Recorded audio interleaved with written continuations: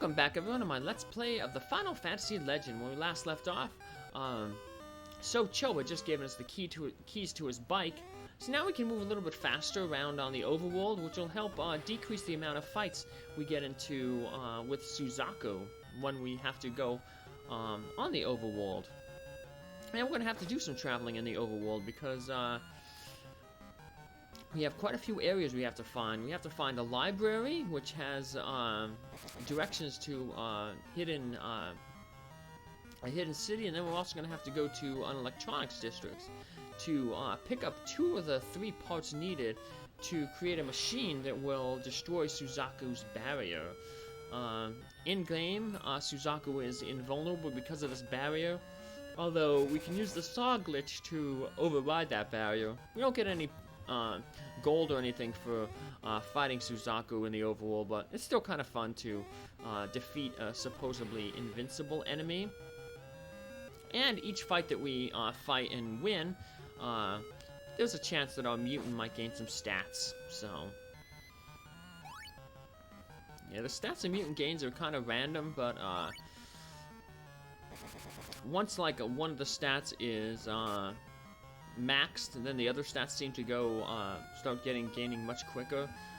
It always seemed to me that priority seems to be given to mana, then agility, then strength, then hit points, and then defense. So, and all the times I've played through the game, it always seems like mana gets maxed out first, followed by agility, then strength,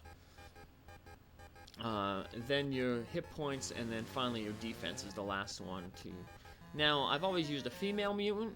Maybe for a male mutant, it might be reversed, the agility and strength, because the male mutant starts with higher strength, female starts with higher agility. So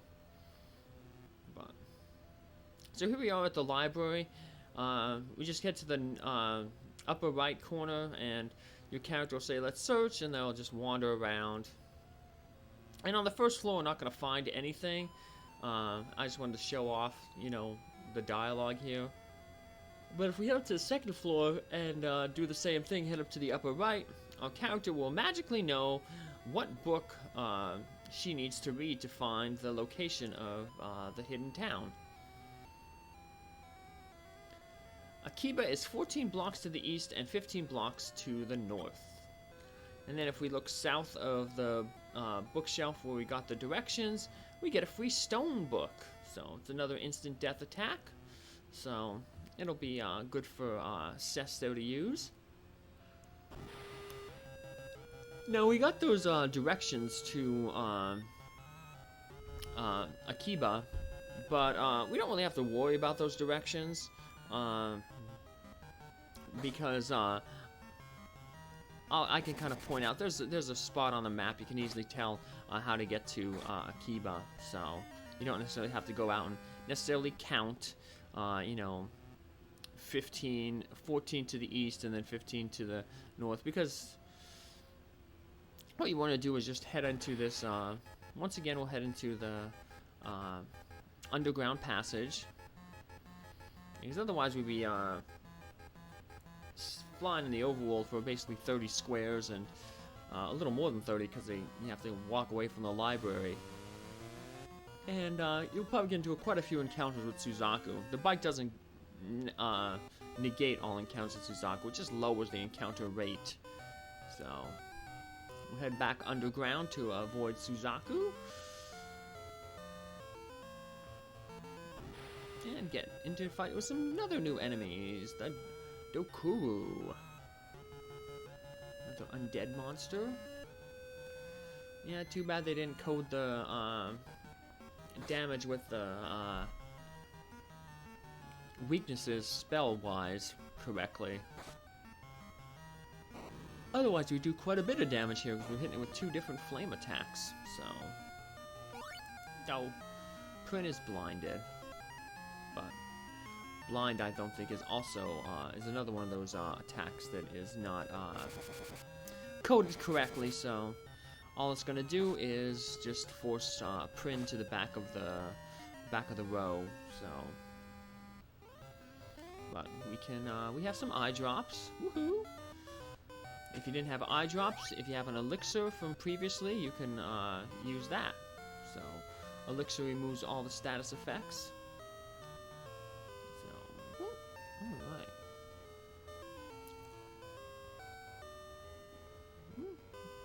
Like all lizards, it has a weakness to ice, but has some pretty good abilities, so. I'm gonna head into this second underground passage. Bunch of tracks there. Then we're gonna get here. Now we have to just go down to one above where the lake is, and then head to the right, and we'll hit into that Akiba.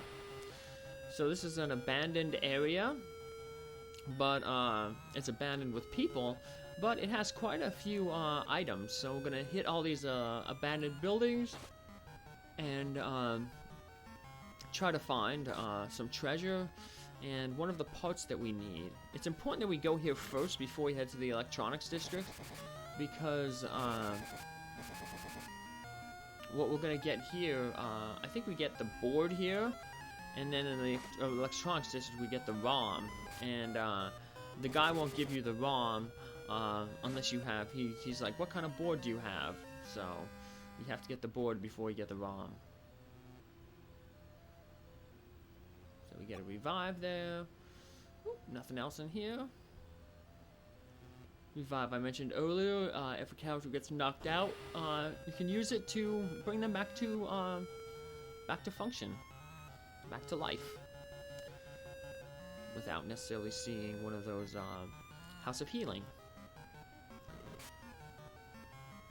So it's good if you like get knocked out in a dungeon and can't afford to head back to town.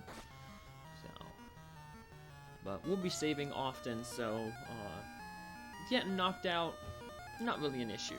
So,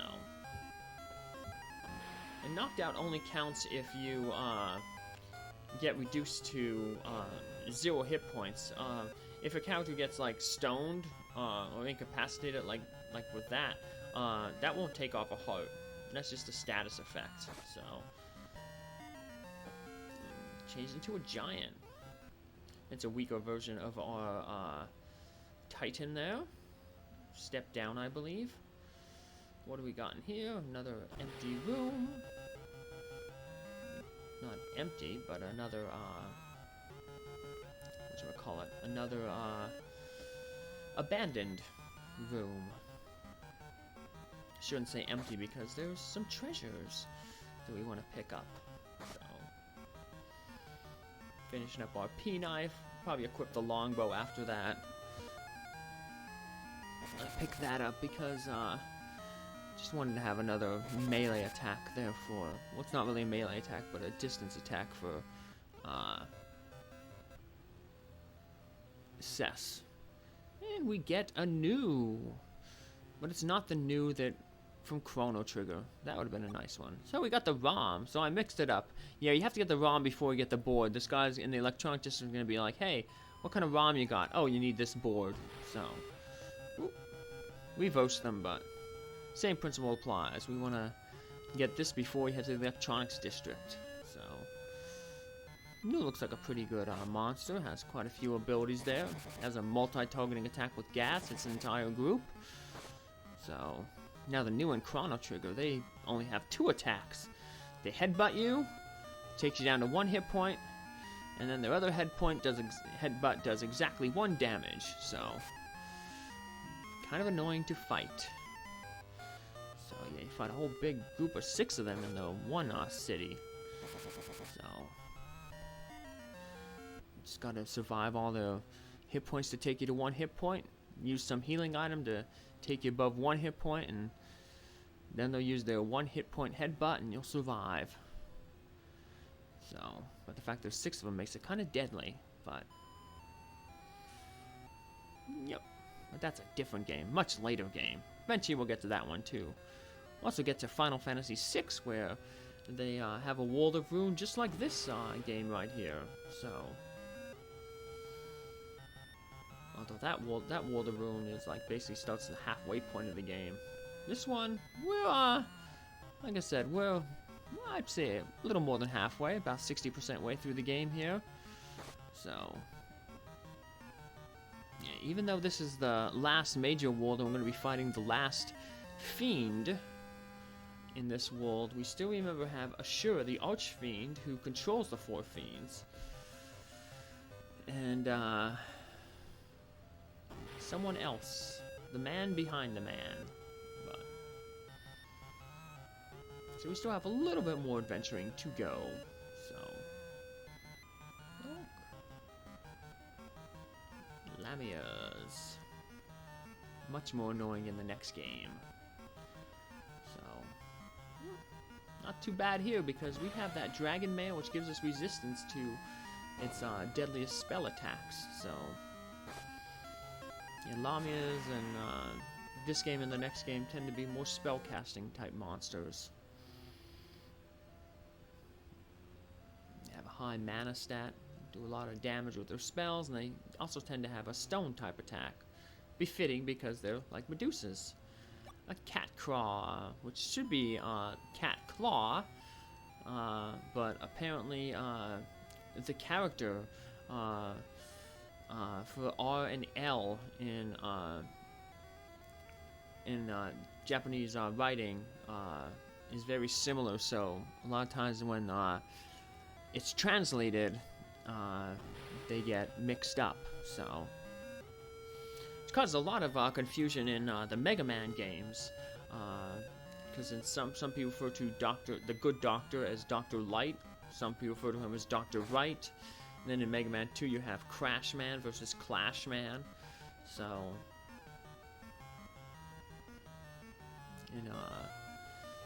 in America it's Dr. Light and Crash Man. In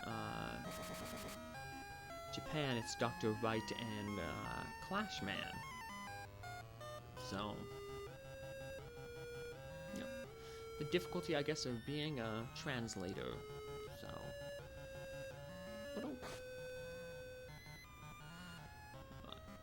take care of these little Hydra enemies here. Prin 1, woohoo! What do we get? We get some gold.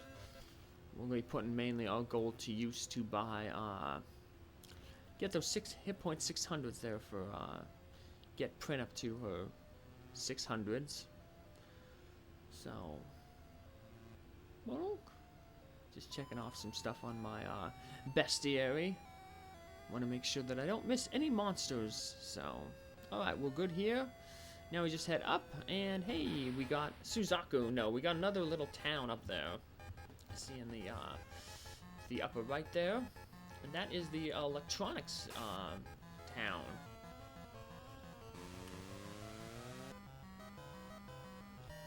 And once we got the ROM from that hidden city, we can get the second piece of the board from this town.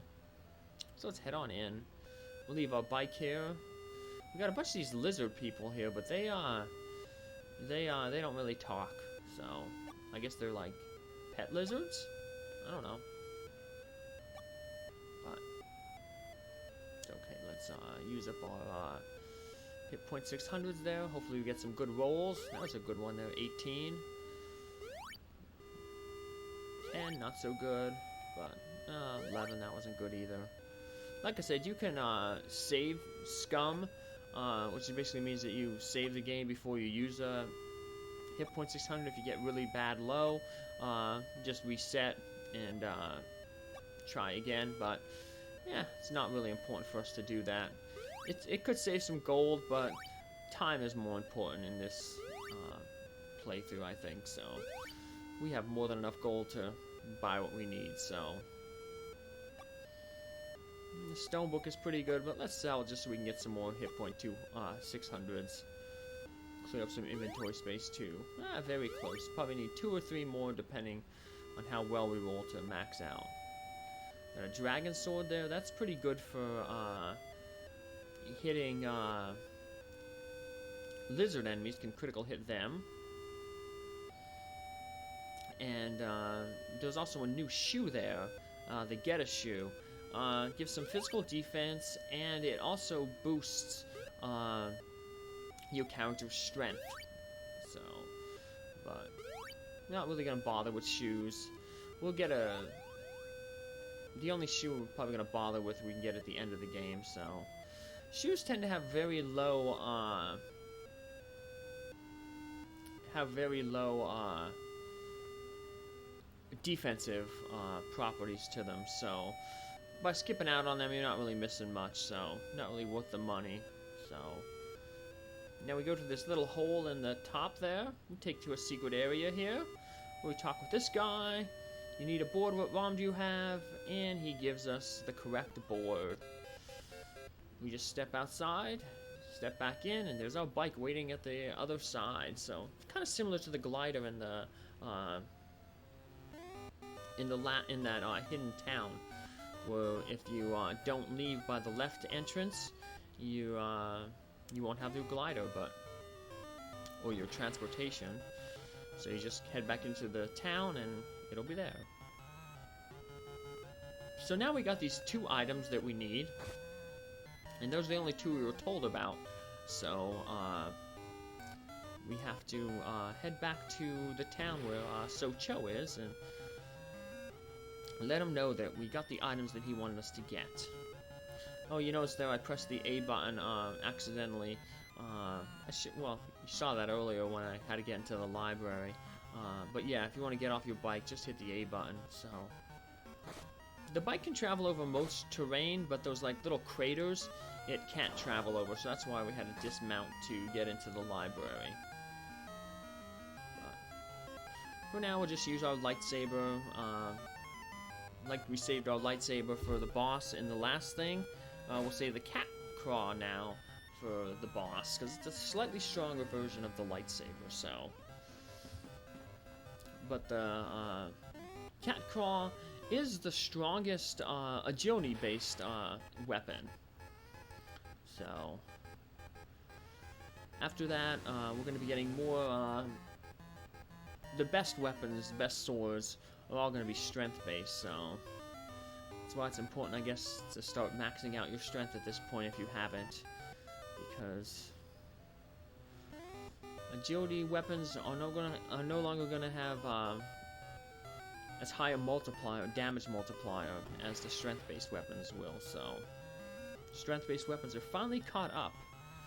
And additionally, a lot of the strength-based weapons, if you noticed, are also going to have special properties to them. Like we had the elect sword there for deal critical hits to enemies weak against electricity.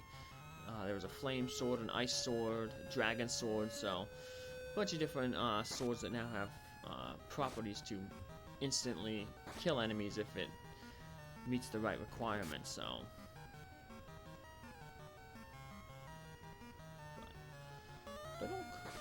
Use our best attack bash there with our monster, because we're going to change here. Gunfish.